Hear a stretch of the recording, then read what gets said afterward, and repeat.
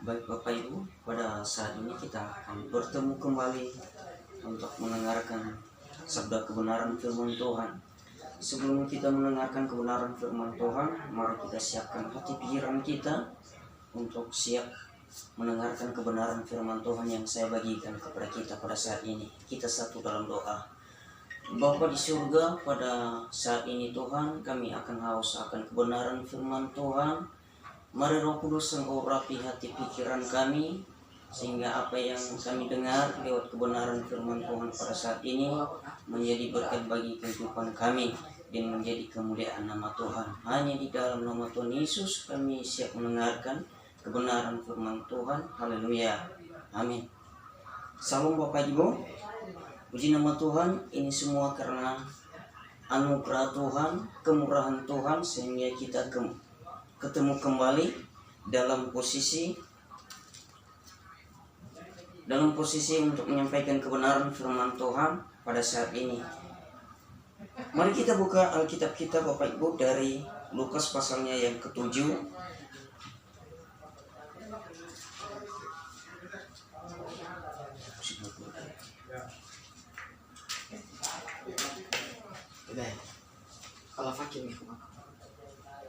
Lukas pasalnya yang ke-7 ayatnya yang 36 sampai yang ke-38. Sekali lagi, Lukas pasalnya yang ke-7 ayatnya yang ke-36 sampai ayatnya yang ke-38.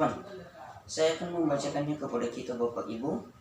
Mari kita dengarkan dengan baik-baik, mari kita simak dengan baik-baik kebenaran firman Tuhan yang saya sampaikan kepada kita pada saat ini. Demikian bunyi kebenaran firman Tuhan. Seorang Farisi mengundang Yesus untuk datang makan di rumahnya. Yesus datang ke rumah orang Farisi itu, lalu duduk makan. 37. Di kota itu ada seorang perempuan yang terkenal sebagai orang berdosa. Ketika perempuan itu mendengar bahwa Yesus sedang makan di rumah orang Farisi itu, datang ia membawa sebuah buli bolam mie berisi minyak wangi. Ayat 38. Sambil menangis ia pergi berdiri di belakang Yesus dekat kakinya, lalu membasahi kakinya itu dengan air matanya dan menyatakan dengan rambutnya. Kemudian ia mencium kakinya dan meminyakinya dengan minyak wangi itu. Puji nama Tuhan Bapak Ibu. Ini sangat-sangat memberkati kita kebenaran firman Tuhan ini. Kenapa? Di kebenaran firman Tuhan yang saya sampaikan kepada kita pada saat ini, yaitu kita belajar dari seorang perempuan yang berdosa ini. Bapak Ibu yang terkasih di dalam nama Tuhan Yesus, bukan dalam arti kita belajar dari perempuan ini, bukan dalam arti kita belajar dari kelakuannya yang dia lakukan yang sangat terkenal di kota itu. Tetapi di sini dia mengatakan bahwa dia datang kepada Yesus dengan satu tujuan untuk menyembah Tuhan. Dengan satu tujuan untuk menyembah Tuhan. Kita sebagai orang-orang yang percaya kepada Tuhan, patut kita belajar dari seorang perempuan ini. Saya sudah katakan tadi, bukan dalam arti kita belajar dari kesalahan yang dia perbuat di kota itu. Tetapi mari kita ambil positifnya, bagaimana dia datang kepada Tuhan Yesus pada waktu itu dengan satu tujuan untuk menyembah Tuhan. Sekali lagi dia datang dengan satu tujuan, yaitu untuk menyembah Tuhan.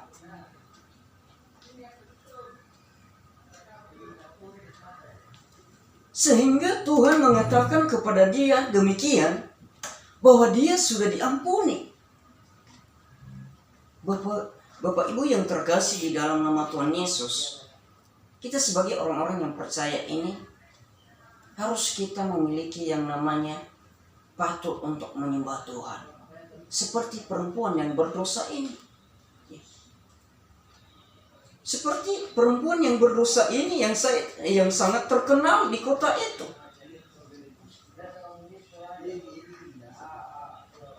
Bapak Ibu yang terkasih di dalam nama Tuhan Yesus, ini secara bagaimana cara kita untuk menyembah Tuhan. Ini adalah salah satu poin yang pertama yang saya berikan kepada kita pada saat ini, yaitu kita belajar dari perempuan yang berdosa ini dengan satu tujuan kedatangannya kepada Tuhan, yaitu untuk menyembah Tuhan. Mari kita lagi buka Alkitab kita. Bagaimana cara untuk menyembah Tuhan? Kita buka Alkitab kita dari Matius pasal 2 ayatnya yang ke-1 sampai yang kedua. Saya akan membacakannya kepada kita. Matius pasal yang kedua ayat 1 sampai yang kedua. Sesudah Yesus dilahirkan di Betlehem di tanah Yudea pada zaman Raja Herodes, datang orang-orang Majus dari timur ke Yerusalem, ayat 2, dan bertanya-tanya, di manakah dia, raja orang Yahudi yang baru dilahirkan itu? Kami telah melihat bintangnya di timur dan kami datang untuk menyembah dia. Bapak Ibu yang terkasih di dalam nama Tuhan Yesus, ini adalah tentang kelahiran Tuhan Yesus. Dan di situ juga pas dibahas atau pas untuk menyampaikan kebenaran firman Tuhan ini. Tetapi Bapak Ibu, pada saat ini saya akan menyampaikannya kepada kita pada saat ini, ya. Atau saya tekankan kepada Bapak Ibu bahwa kita sebagai anak-anak Tuhan jangan pernah kita khususkan kebenaran firman Tuhan. Jangan kita kotak-kotakan kebenaran firman Tuhan. Tetapi kita sebagai orang percaya adalah bergantung kepada kita bagaimana cara kita untuk meresponi kebenaran firman Tuhan itu. Ya.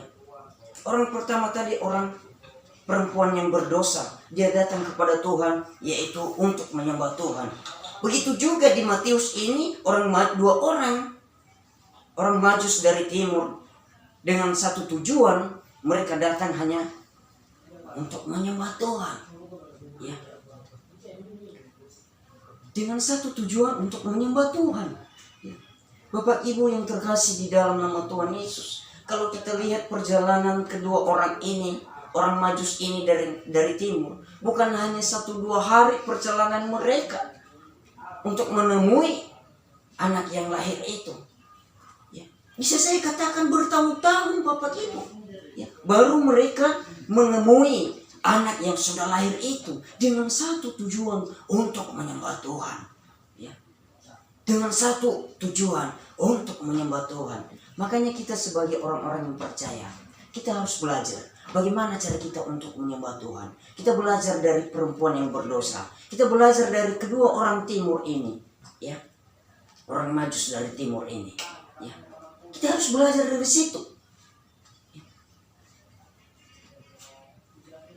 Itu yang poin yang kedua. Yang pertama tadi Bapak Ibu, yaitu orang perempuan yang berdosa, dan yang kedua yaitu orang Majus dari timur.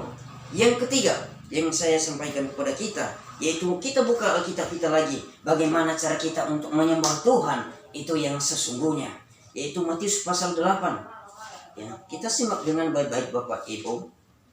Matius pasalnya yang ke-8 ayat yang ke-1 sampai yang ke-3, saya akan membacakannya kepada kita. Ya. Setelah Yesus turun dari bukit, orang banyak berbondong-bondong mengikuti dia. Maka datanglah seorang yang sakit kusta kepadanya, lalu sujud menyembah dia dan berkata, Tuhan, jika Tuhan mau, Kau dapat mentahirkan aku. Lalu Yesus mengulurkan tangannya, menjamah orang itu dan berkata, aku mau, jadilah engkau tahir. Seketika itu juga tahirlah orang itu daripada kustanya. Ini sangat luar biasa Bapak Ibu. Ya, ini sangat luar biasa. Ya. Kenapa saya mengatakan sangat luar biasa Bapak Ibu? Ya. Kalau kita belajar dari kedua topik atau perempuan yang berdosa tadi atau orang Majus tadi dari timur, ya. Ya. Oke Bapak Ibu, saya bisa katakan orang Majus dari timur, ya. Tidak terlalu apalah. Ya. Tetapi kalau kita belajar dari yang kedua tokoh ini, ya, perempuan yang berdosa dengan perempuan yang mengalami kusta ini, ya, sangat-sangat apa saudara, ya,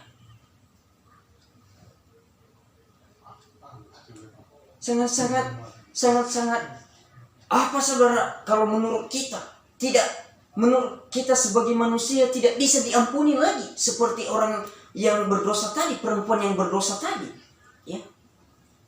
Begitu juga orang kusta ini. Kalau kita lihat Bapak Ibu, ya, orang kusta itu bau, ya, sangat bau, sangat menjijikan, ya. Tidak layak untuk ada di tengah-tengah banyak orang, ya. Bapak Ibu yang terkasih di dalam nama Tuhan Yesus, ya, seperti perempuan yang berdosa tadi, ya. Kalau kita pelajari, kalau ada dia di sebuah gereja, ya, sudah otomatis semua orang yang ada di sekitar situ sudah otomatis tidak akan senang kepada dia. Kenapa? Karena dia salah satu mantan pelacur. Bisa saya katakan seperti itu. Karena kebenaran firman Tuhan yang mengatakan, takut suami orang diambilnya. Pasti begitu pemikiran orang-orang yang ada di gereja tersebut. Begitu juga tadi orang yang mengalami sakit kusta. Ya. Kalau ada dia di sebuah gereja, sudah otomatis Bapak Ibu kita akan khususkan dia di tempat yang khusus. Kenapa? Supaya tidak terganggu orang-orang yang ada di sekitarnya. Kalau bisa-bisa Bapak Ibu bisa kita tidak izinkan dia beribadah kepada Tuhan. Ya. Bisa-bisa terjadi seperti itu Bapak Ibu yang terkasih di dalam nama Tuhan Yesus.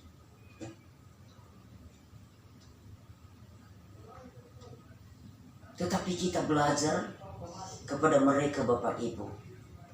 Mereka datang kepada Tuhan dengan satu tujuan, untuk menyembah Tuhan. Mereka datang dengan satu tujuan, yaitu untuk menyembah Tuhan. Ketiga tokoh ini tadi Bapak Ibu yang terkasih di dalam nama Tuhan Yesus, ya. Orang Majus dari timur, perempuan yang berdosa, dan orang kusta ini. Ketiga ini, mengapa nama mereka tercantum di buku kehidupan Bapak Ibu? Ya. Ketiga tokoh ini, mengapa nama mereka ada di buku kehidupan, ya. Yaitu dengan satu tujuan mereka tadi, dengan fokus mereka tadi, yaitu mereka datang kepada Tuhan, yaitu untuk menyembah Tuhan, ya. Ketiga tokoh ini dengan satu tujuan dan dengan satu pikiran, yaitu untuk menyembah Tuhan, ya. Bukan mereka datang kepada Tuhan seperti orang Majus tadi, bukan dalam arti mereka datang kepada Tuhan untuk merayakan kelahiran Tuhan Yesus, ya. Bukan dalam arti mereka bersorak-sorai, ya. Tetapi dengan satu tujuan, yaitu untuk menyembah Tuhan. Terima kasih Tuhan, ya. Terima kasih. Kenapa? Mereka sadar, mereka tahu bahwa yang lahir itu adalah yang menyelamatkan mereka. Yang menyelamatkan mereka. Bapak Ibu yang terkasih di dalam nama Tuhan Yesus, firman Tuhan yang saya sampaikan kepada kita pada saat ini, saya yakin dan percaya, ya, hari demi hari pasti, kalau saudara mengingat kebenaran firman Tuhan yang saya sampaikan kepada kita pada saat ini, pasti tidak akan henti-hentinya untuk menyembah Tuhan. Kita tidak akan berhenti-henti untuk menyembah Tuhan, ya. Makanya kita sebagai orang-orang yang percaya, anak-anak Tuhan, mari jangan kita bermalas-malas untuk menyembah Tuhan, ya. Jangan kita bermalas-malas untuk menyembah Tuhan.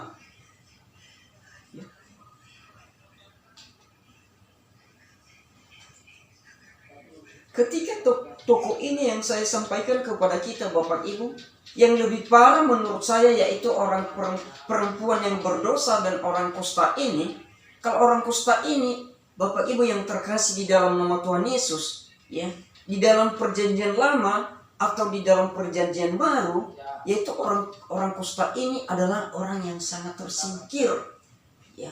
orang yang sangat dikhususkan di tempat yang tidak terganggu banyak orang. Kenapa Bapak Ibu? Kalau kita pelajari orang yang kusta itu Bapak Ibu, itu semua badannya akan busuk, bau. Apakah itu layak ada di tengah-tengah banyak orang?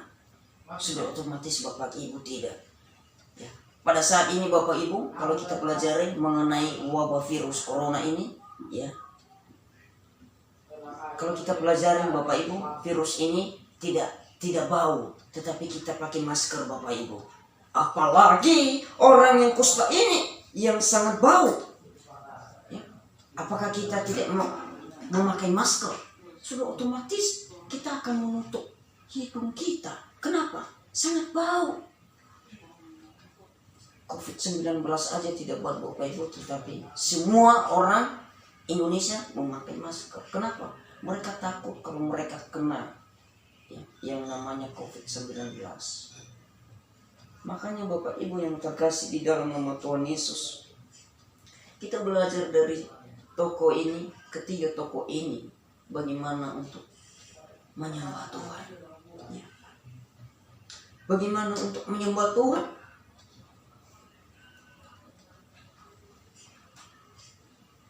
Mari kita buka lagi Alkitab kita Bapak Ibu dari Yohanes, supaya kita mengerti bagaimana cara kita untuk menyembah Tuhan. Ya. Bagaimana cara kita untuk menyembah Tuhan dalam roh dan kebenaran. Kalau kita sudah mempelajari itu, sudah otomatis tidak ada yang namanya saya tidak mau menyembah Tuhan. Karena kita sudah mengerti kebenaran firman Tuhan, sudah otomatis itu juga yang kita lakukan sebagai anak-anak Tuhan. Ya. Mari kita buka Alkitab kita lagi dari Yohanes pasalnya yang keempat, ayatnya yang ke-23. Saya akan membacakannya kepada kita. Sekali lagi Yohanes pasal yang keempat, ayatnya yang ke-23. Demikian bunyi kebenaran firman Tuhan. Tetapi saatnya akan datang dan sudah tiba sekarang bahwa penyembahan benar akan menyembah Bapa dalam roh dan kebenaran, sebab Bapa menghendaki penyembahan demikian. Sudah sangat jelas Bapak Ibu. Kita sebagai orang-orang yang percaya ini, kita harus menyembah Tuhan dalam roh dan kebenaran. Kenapa? Karena itulah salah satu maunya Tuhan di dalam hidup saya dan di dalam hidup Bapak Ibu. Enggak ada selain itu maunya Tuhan dalam hidup kita ini, yaitu dengan satu tujuan untuk menyembah Tuhan dalam roh dan kebenaran. Karena itu maunya Tuhan di dalam kehidupan kita ini. Kalau kita tidak belajar untuk menyembah Tuhan pada saat ini, Bapak Ibu, sudah otomatis kita akan sia-siakan kebenaran firman Tuhan. Kita sia-siakan kematian Tuhan. Makanya saya tekankan kepada kita pada saat ini Bapak Ibu yang terkasih di dalam nama Tuhan Yesus, kita harus menyembah Tuhan dalam roh dan kebenaran. Apapun yang terjadi di dalam kehidupan kita, jangan kita lihat karena ada masalah yang kita hadapi, tetapi kalau kita belajar menyembah Tuhan dalam roh dan kebenaran, pasti masalah yang kita hadapi itu Tuhan akan selesaikan. Tuhan akan memusnahkan semuanya itu.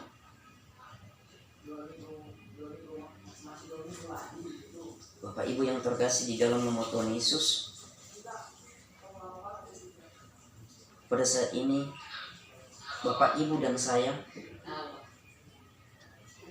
mari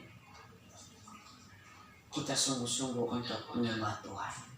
Kapan lagi kita menyembah Tuhan? Kapan lagi? Kalau kita tidak belajar dari sekarang, sudah otomatis kita akan tidak berguna, tidak bermanfaat kepada sesama kita. Apalagi kita disebut anak-anak Tuhan. Apakah kalau kita tidak menyembah Tuhan dalam roh dan kebenaran, apakah kita bisa menjadi berkat bagi sesama kita? Sudah otomatis tidak.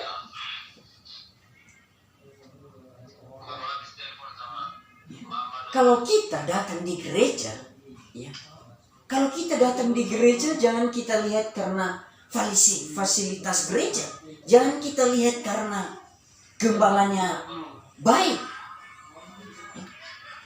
Bukan seperti itu Bapak Ibu. Soalnya ada banyak anak-anak Tuhan, orang-orang Kristen pada saat ini. Dia datang di gereja, di sebuah gereja. Dia lihat dulu bagaimana situasi gereja di dalam. Ya. Dia lihat bagaimana fasilitas gereja, apakah lengkap atau tidak. Ya.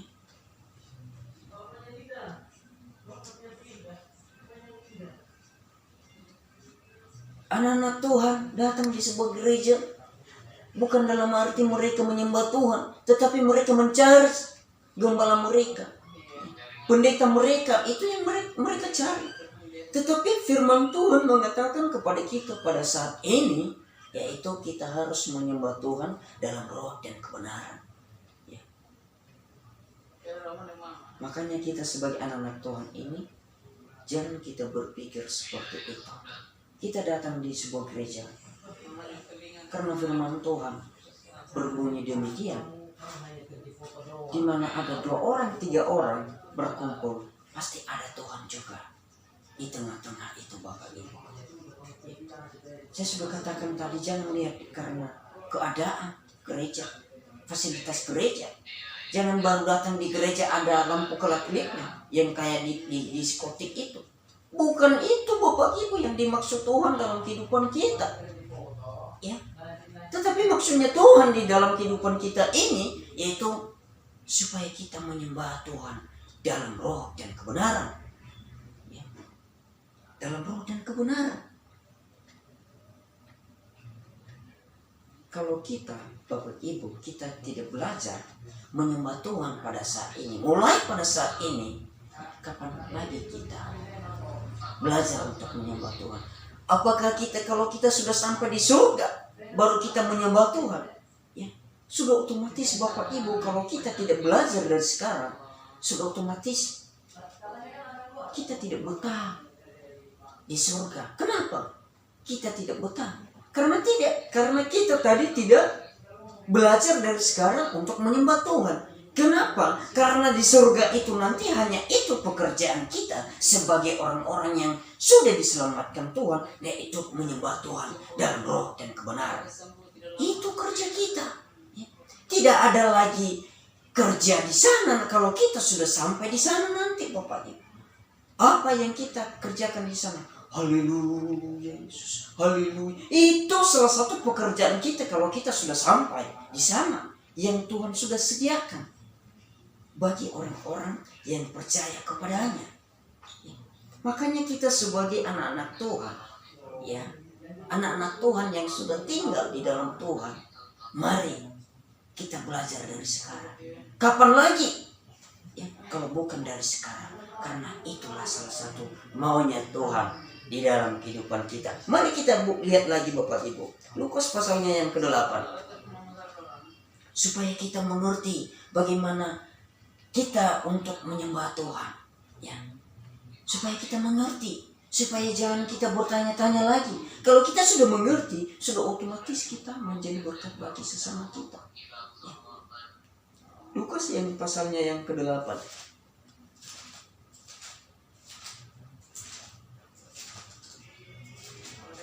Lukas yang pasalnya yang ke-8, ayatnya yang ke-43.